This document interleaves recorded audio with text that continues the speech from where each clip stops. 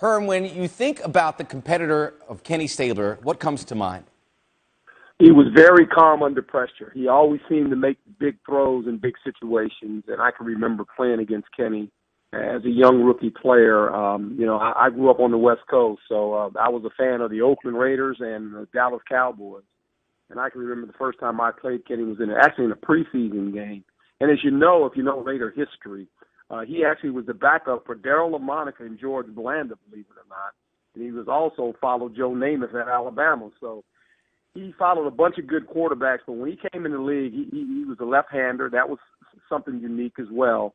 As time went on, he wasn't the most mobile guy anymore, but the guy understood passing. I mean, he has some big moments. When you think about the holy roller play to Dave Casper, that changed the rule down in the red zone. Then he had to see a hands play to Clarence Davis against the Dolphins, where three players were surrounded. He threw it up in the air and he caught it, but he always made big plays. He was fun to play against because he was a pro's pro. He was very cool and calm in big situations, and he always seemed to make throws. John Madden used that word as well, cool. What made him so cool? He was the snake, and you knew it, and when you watched him play, as I said, he never really left the pocket. He reminds me a little bit of Joe Montana in the sense that, he slid in the pocket and always found a little lane to throw the ball in, and he was very accurate.